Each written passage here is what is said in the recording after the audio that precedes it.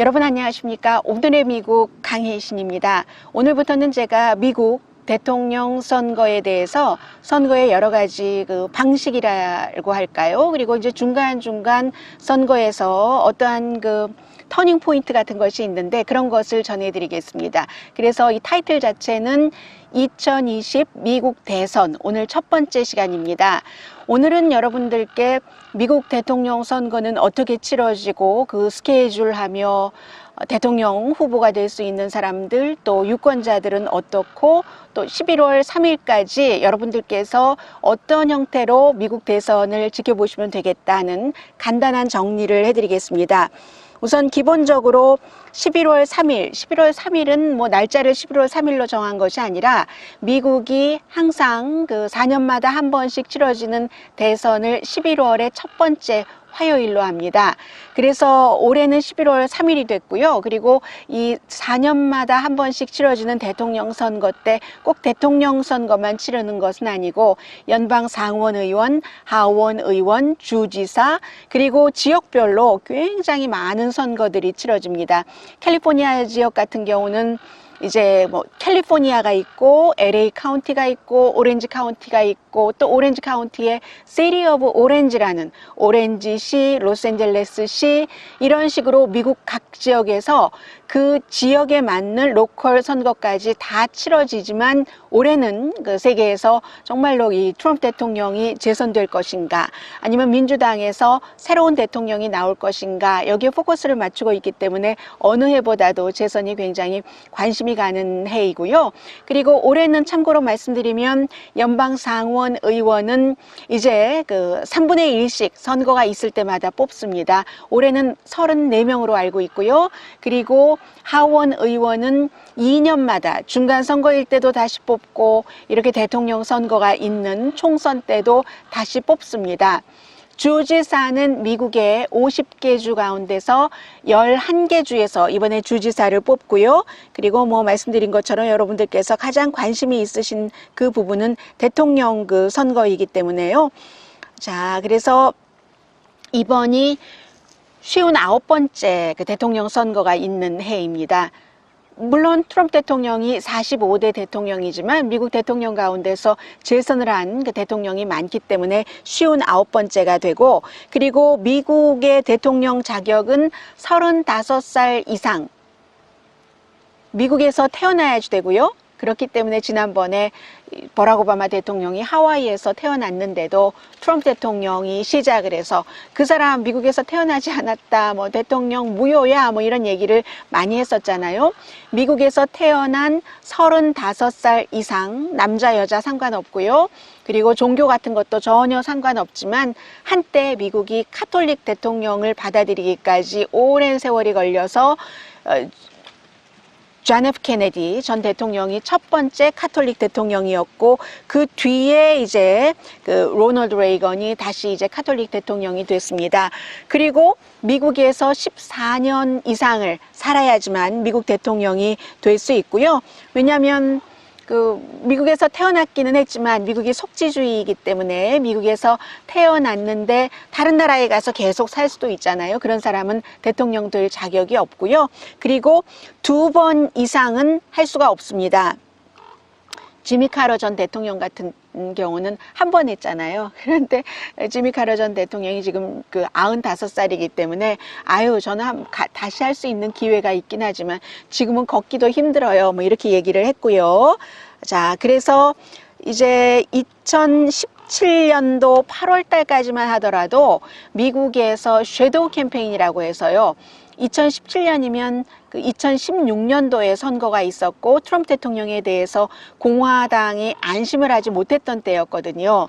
그래서 우리 이제 4년 뒤에 치러지는 대통령 선거에서 트럼프를 후보로 하다간 우리 지고 말 거야 하면서 섀도우 캠페인이라고 트럼프 대통령이 다시 재선에 나오지 못하게 하는 여러 가지 일들이 있었습니다. 제일 처음에 했었던 사람이 존 맥케인, 숨진 연방 상원의원. 끝내 그가 숨졌어도 트럼프 대통령이 그를 비난하는 여러 가지 이유 가운데 하나가 이것도 들어있습니다. 꼭 오바마 케어를 찬성했기 때문만이 아니라요. 존 맥케인이. 그리고 그 밖에 뭐 수잔 콜린스라든가 랜드 폴이라든가 심지어는 트럼프 대통령을 강하게 지지했었던 크리스 크리스티 뉴저지 주지사 같은 경우도 트럼프 대통령이 4년 뒤에 다시 할 수 있겠어? 했는데 어느 순간엔간 트럼프 대통령이 그냥 확 공화당을 자신의 품 안으로 끌어들였다기보다는 공화당을 트럼프의 당으로 만들어 버렸죠. 그래서 현대 역사상 미국에서 탄핵이 되고 나서 뭐 상원에서는 아직 남아 있습니다만 하원에서 탄핵이 되고 나서 재선 그 캠페인을 하는 첫 번째 대통령이라는 트럼프 대통령이 그 같은 지금 그 기록이 있고요.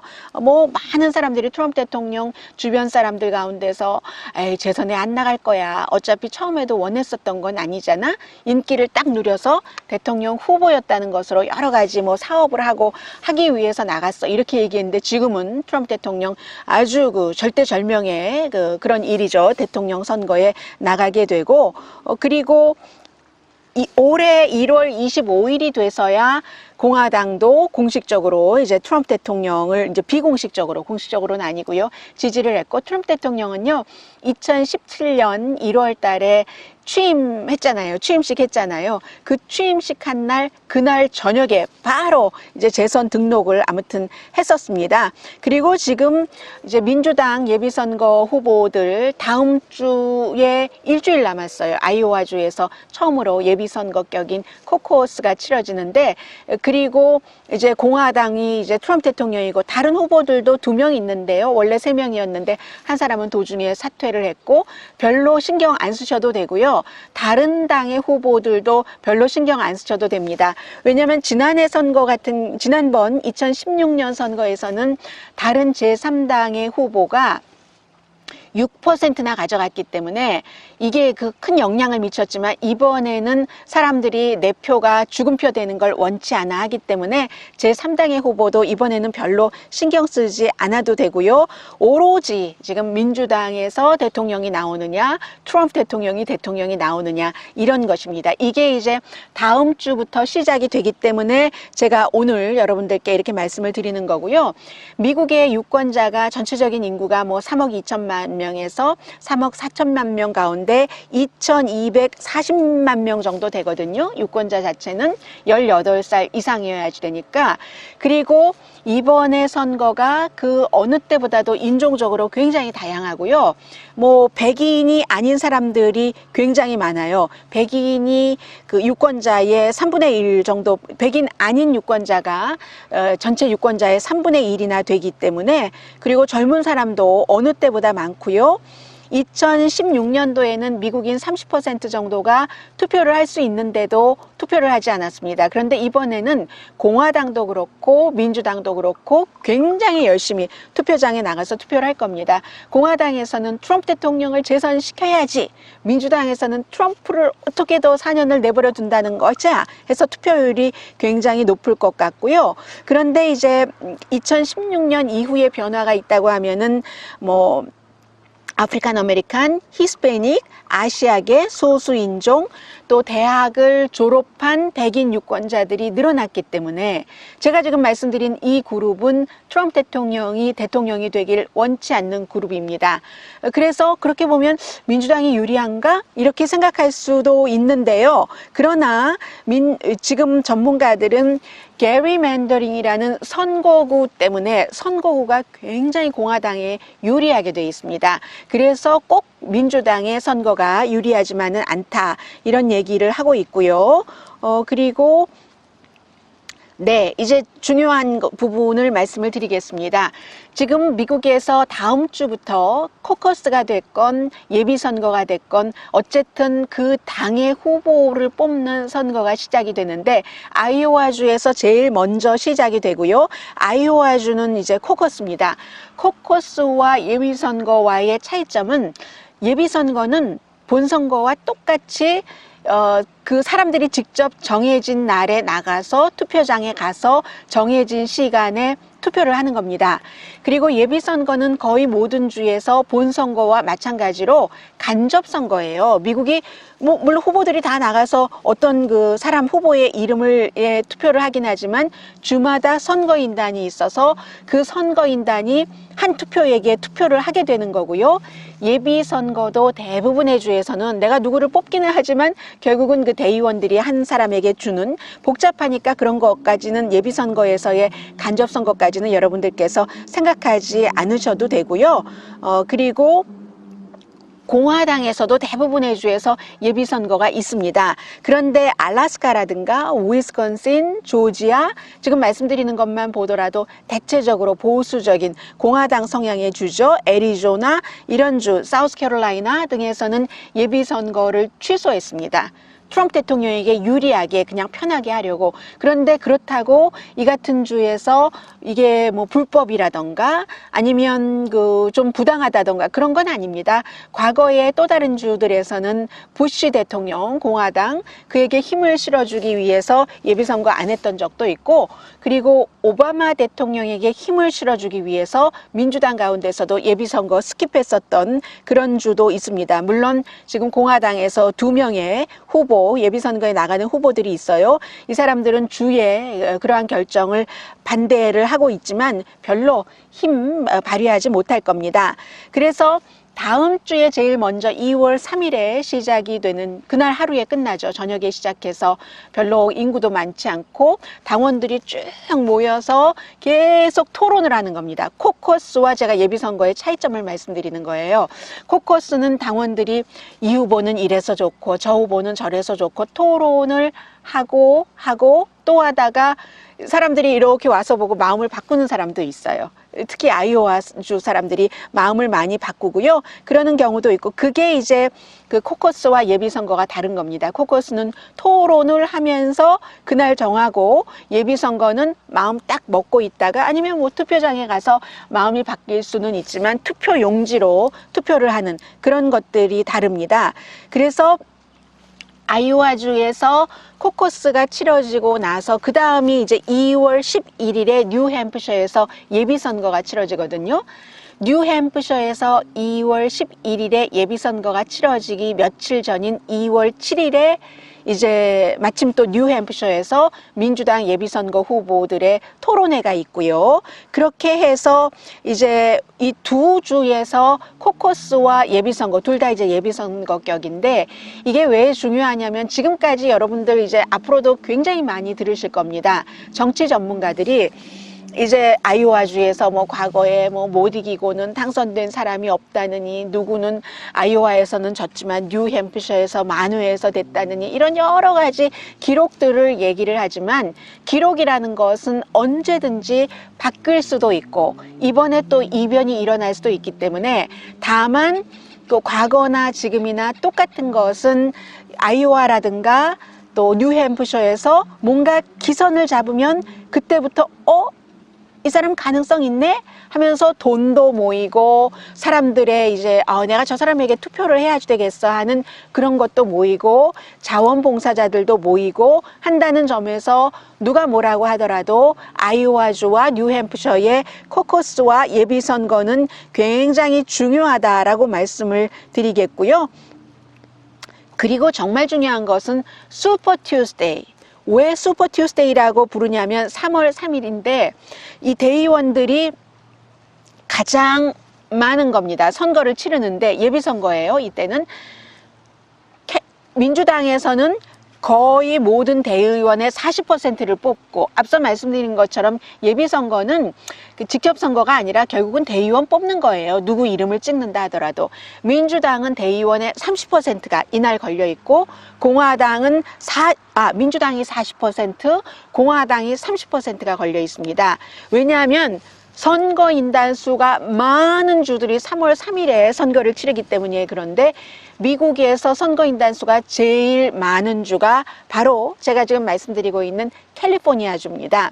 선거인단 수는 어떻게 정해지냐면은 그 미국의 상원 의원은 어느 주든지 똑같죠. 작은 주이거나 큰 주이거나 인구가 많은 주이거나 인구가 적은 주이거나 전부 2명씩이고, 그리고 하원 의원 숫자를 합쳐서 상원 의원과 하원 의원 숫자를 합친 것인데, 캘리포니아주가, 그리고 하원 의원 숫자는 전부 인구별로 하거든요. 해서 캘리포니아주가 뭐 가장 많고요.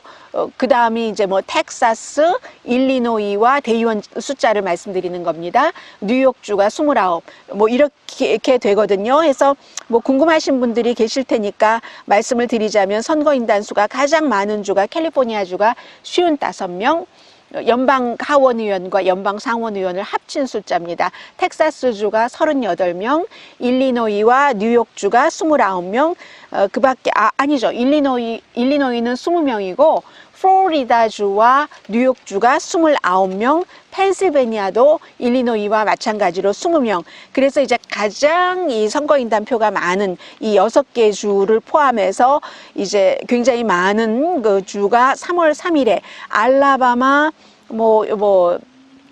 공화당주네요.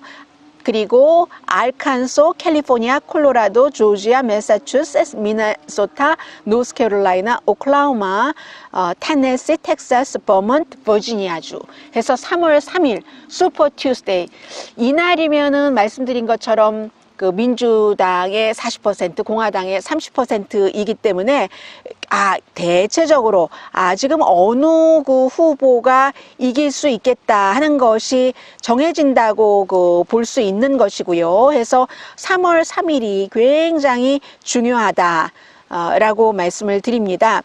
그리고 나서 이제 이때부터 예비선거가 2월 3일에 시작돼서 코커스가 됐건 예비선거가 됐건 거의 6월 달쯤이면 마무리가 되거든요. 그러면 이제 그 대의원들이 거의 사람들이 많이 뽑는 사람들에게 투표를 하거든요. 그렇게 해서 후보를 결정을 하죠. 후보를 결정을 하는데, 후보 결정이 정확하게는 민주당의 경우는 7월 13일부터 16일까지 위스콘신주의 밀워키에서 전당대회를 치르고, 전당대회 이제 마지막 날 우리가 민주당에서 누구를 후보로 정합니다 라고 발표를 하죠. 그리고 제가 지금까지 미국의 그 선거를 커버하면서 이렇게 민주당과 공화당의 전당대회의 기간이 차이가 나는 것은 처음이거든요. 한 달 이상. 공화당은 8월 달에 8월 24일부터 27일까지 노스캐롤라이나주의 샤롯테에서 전당대회를 해서, 이때까지는 기술적으로 트럼프 대통령이 뭐 당연히 공화당의 후보지만 전당대회에서 공식적으로 발표하기 전에는 이제 그 공화당의 후보가 아니게 된 거죠. 그리고 나서 이제 토론이 있어야지 되죠. 1987년도에 각 당에서 전부 후보를 발표하고 나서는 후보 토론회가 열리는데, 올해는 이제 9월 달에 후보 토론회가 한 번 있고요. 10월 달에 2번 있습니다. 그래서 9월 달에 29일이고요. 그 전부 대학교에서 주로 토론회를 하죠. 인디애나주의 노트르담 대학교에서 유니버시티 오브 노트르담에서 후보 토론회가 있고, 10월 15일과 25일 뭐 유니버시티 오브 미시건과 그 벨몬트 유니버시티, 하나는 테네시주에 있고 하나는 미시건주에 있고 아주 다 전부 중요한 주들이죠. 그런 곳에서 후보 토론회를 하는데, 트럼프 대통령이 요즘 와서는 뭐 토론회를 스킵할 수도 있다 뭐 이런 얘기도 들리기는 하는데, 아직까지 지금 미국의 정치에서 더군다나 대선이 있는 해에 몇 개월 뒤의 일은 정말 너무너무 오랜 세월이기 때문에 뭐라고 말씀드리기 어려운 그런 것이고요. 그리고 나서 부통령 후보 토론회는 딱 한 번 있죠. 10월 7일에 유타주에서 있습니다. 부통령 후보 토론회, 대통령 후보 토론회까지 다 있으면 그 사이에 이제 여러 가지 폭로전도 있고 정말 오만 그 전전반측의 이런 롤러 코스터를 타는 것과 같은 뉴스가 있겠죠. 그리고 나서 본선거가 11월 3일에 치러지는데, 11월 3일의 본선거는 말씀드린 대로 간접선거입니다. 분명히 유권자는 가서 투표용지에 트럼프가 됐건 민주당의 어떤 후보가 됐건 그 사람 이름에 표를 찍지만, 이게 한 표라도 더 많이 나오는 그런 후보가 winner takes all, 좀 전에 말씀드렸었던 캘리포니아주의 선거인단 55개를 다 가져가고 민주당인 거죠. 그리고 이제 뭐 뉴욕에서도 어떤 후보가 뉴욕의 29개 표를 다 가져가고 하는 그 같은 간접 그 선거가 되는 겁니다. 선거인단이 그 일렉트럴 그 칼리그라고 해서요. 그래서 538표 가운데 과반수인 270표를 가져야지 대통령이 되는 겁니다. 지금까지 유권자의 진짜 표는 더 많이 갖고 선거인단 표에서 졌기 때문에 선거에서 진 그런 그 후보가 딱 2명이 있어요. 2명 다 민주당, 알고 그리고 힐러리 클린턴 2000년과 2016년도에 그렇습니다. 그래서 electors가 그 선거인단의 공식 명칭인데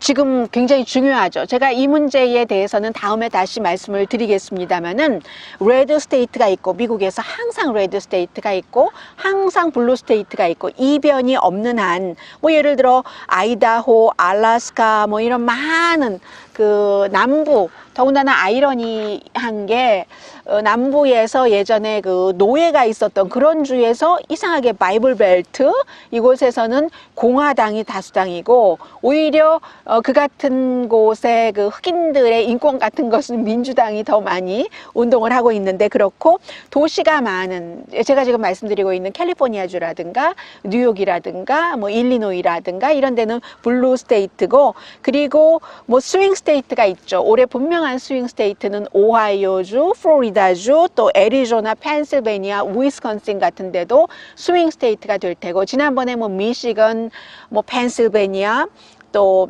위스콘신 이런 데는 과거에 민주당이 많이 이겼는데 이번에는 힐러리 클린턴이 워낙 인기가 없었고 또 트럼프 대통령이 그런 지역에 제조업 같은 거 내가 살릴게 라고 얘기를 하는 바람에 이제 트럼프 대통령에게 넘어갔다가 지금 여론이 다시 블루 스테이트가 될 것인가 트럼프 대통령과 함께 갈 것인가 이거 조금 봐야지 되거든요. 이제 2월 달밖에 되지 않았기 때문에 그래서 말씀드린 것처럼 만약에 어느 후보라도 선거인단표 270표를 갖지 못하면 어떻게 되는가? 그런 때는요. 대통령은 많이 그 표를 받은 3명의 후보 가운데서 연방 하원에서 정합니다. 상원이 아니라 연방 하원에서 정하고 그렇게 될 경우 올해 같은 경우는 연방 하원이 민주당이니까 민주당이 3명 가운데서 뭐 2명이 민주당이 많이 받고 1명이 공화당 트럼프 대통령일 수 있잖아요. 그렇게 될 경우 민주당이 민주당을 선택을 하겠죠. 그러나 그럴 일 아마 없을 겁니다. 제가 지금 룰을 말씀드리는 거예요. 그리고 그럼 부통령은 어떻게 하는가? 선거를 치를 때는 러닝메이트가 있는데 트럼프 대통령이 러닝메이트를 안 바꾸겠죠. 마이크 펜스 부통령으로.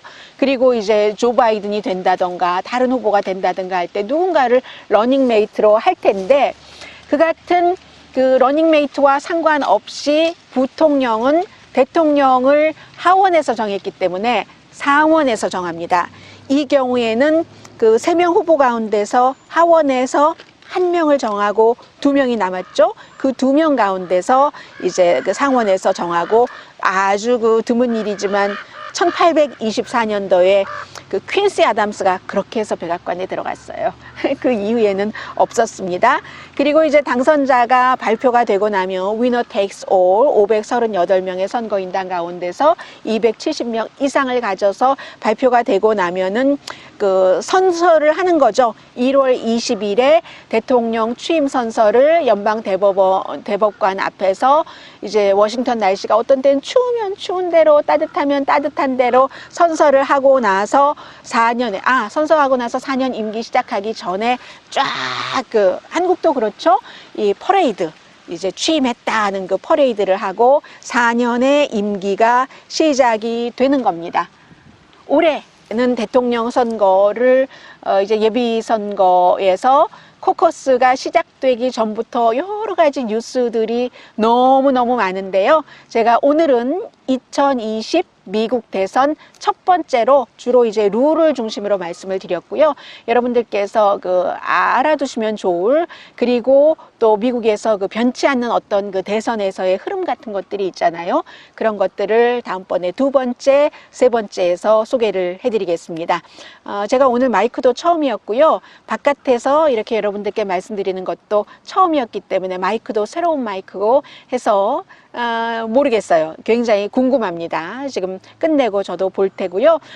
2020 미국 대선 두 번째 이제 다음 시간에 여러분 뵙겠습니다. 저는 내일 미국 시간으로 아침 9시 오늘의 미국 정규 방송 시간에 뵙겠습니다. 강혜신이었습니다. 네, 제가 지금부터 조금 이쪽 공원의 모습을 좀 전해드릴까요? 아니면 그냥 끝날까요? 그건 저도 잘 모르겠습니다. 한번 보겠습니다. 제가 이쪽으로 빠지면서 여러분들 한번 바람 부는 공원을 조금 봐주세요.